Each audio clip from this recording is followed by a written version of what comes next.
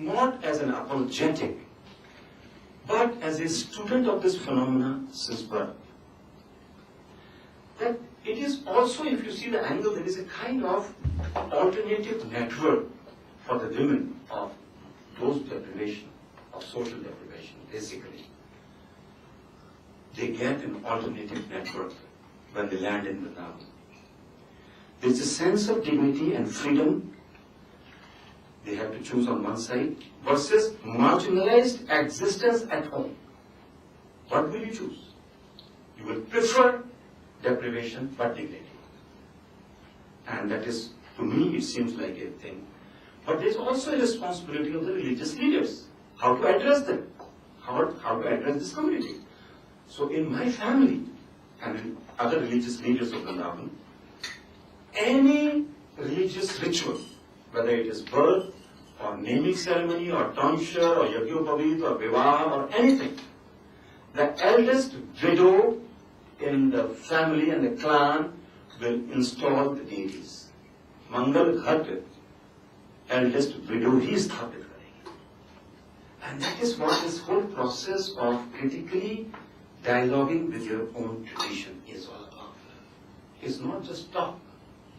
Bhakti in operation, in application.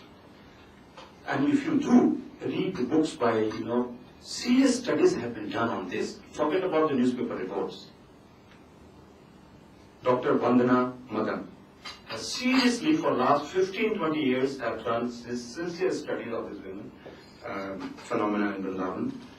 Mr. Fazal Sheikh has a beautiful volume called Moksha. If you have not read it, you should read it. Moksha. Then we have Dr. Ramakar Pant, a very noted anthropologist who have done for the last 10-15 years. The conclusions are very different from what the media is saying. But the question is, how many of these women, whom we call the deprived widows, how many are from Vrindavan homes? How many? None. We have never pushed our elderly mothers into those.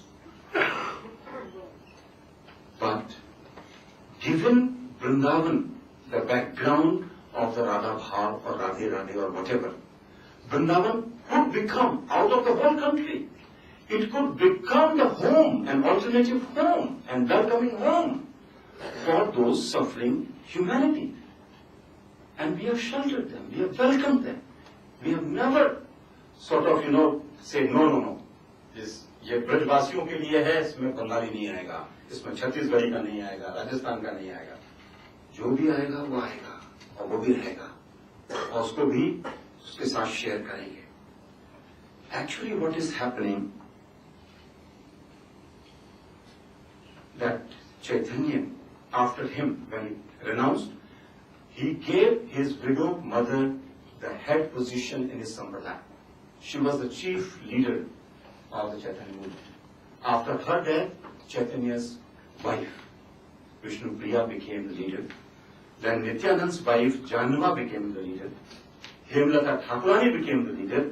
And out of that milieu, I can give many names. Ma Anandmayi Ma also came.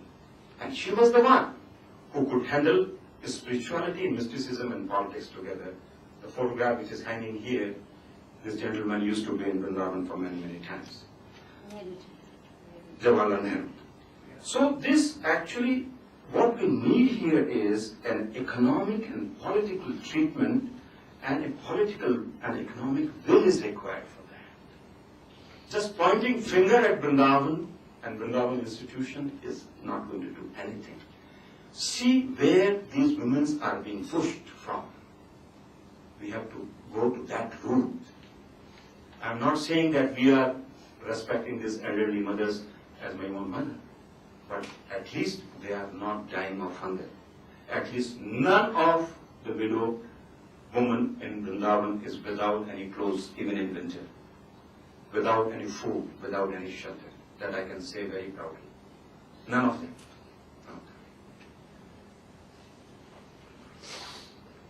So, then we will be doing that.